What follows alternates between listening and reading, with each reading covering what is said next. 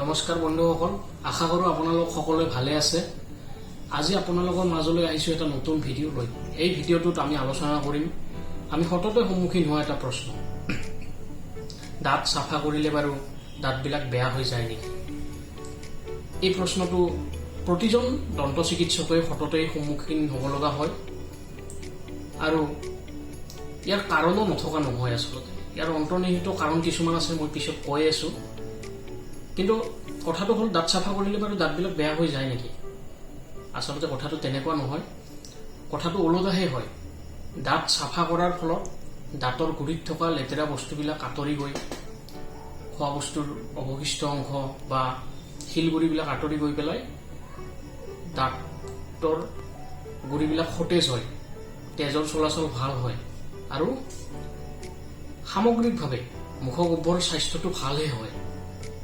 গতিকে বন্ধুসকল, দাঁত চাফা কৰিলে দাঁত বেয়া হৈ নাযায়। দাঁত বৰঞ্চ নিয়মিতভাৱে দাঁত চাফা কৰাটো আমি দৰকাৰহে।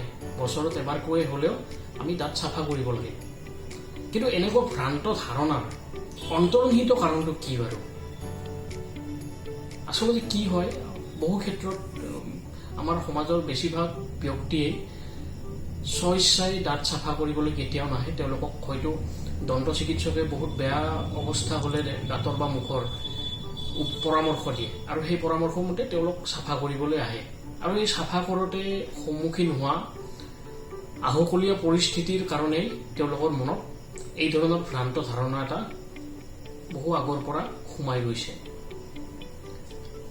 আচলতে কি হয়, এনেকুৱা ব্যক্তি যাৰ আলুৰ অৱস্থা বা দাঁতৰ অৱস্থা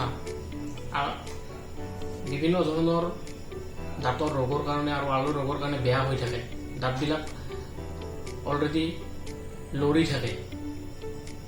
কিয় লৰে?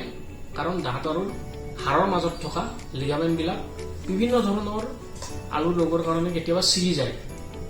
কিন্তু তাত বছৰৰ পিছত বছৰ জমা লাগি থকা শিলগুৰিবোৰে এই দাঁতবিলাক চাপৰ দি ধৰি ৰাখে কাৰণে লৰি যোৱাটো গম নাপায়।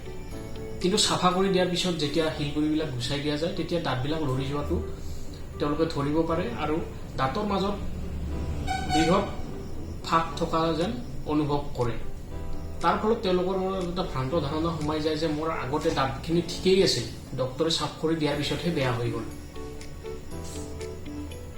গতিকে এইটো সম্পূৰ্ণ ভুল ধাৰণা আৰু তাৰ কাৰণে আমি এইবিলাক প্ৰতিৰোধ কৰিবৰ কাৰণে কম বয়সৰ পৰা প্ৰতি বছৰে এবাৰকৈ হ'লেও দাঁত চাফা কৰিব লাগে। আন এটা অন্তৰ্নিহিত কাৰণ হ'ল, বহুতৰ দাঁত চাফা কৰাৰ পিছত চেঞ্চিটিভিটি বা হিৰহিৰাই থকাৰ প্ৰব্লেম হয়। এই ধৰণৰ সমস্যাৰ মূল কাৰণ হ'ল, কেতিয়াবা বিভিন্ন কাৰকৰ কাৰণে দাঁতৰ এনামেল স্তৰটো ক্ষয় গৈ পেলাই ডেণ্টিন অংশটো ওলাই পৰে। ইয়াতে ঠাণ্ডা বস্তু লাগিলে বা ঠাণ্ডা পানী লাগিলে হিৰহিৰাই। আনহাতে বহু ক্ষেত্ৰত আকৌ আলুৰ সমস্যাৰ কাৰণে শিপাটো ওলাই পৰে। এই শিপাত থকা চিমেণ্টামত ঠাণ্ডা পানী বা ঠাণ্ডা বস্তু লাগিলেও দাঁত হিৰহিৰাব পাৰে। কিন্তু তাৰ অৰ্থ এইটো নহয় যে মোৰ চাফা কৰাৰ কাৰণে দাঁতবিলাক বেয়া হৈ গ'ল। গতিকে বন্ধুসকল, দাঁত চাফা কৰিলে দাঁত বেয়া হৈ নাযায়, বৰঞ্চ নিয়মিতভাৱে কম বয়সৰ পৰা চাফা কৰি ৰাখিলে দাঁতবিলাক সতেজ আৰু সুঠাম হৈ থাকে। গতিকে আজিলৈ এইখিনিয়ে বন্ধুসকল।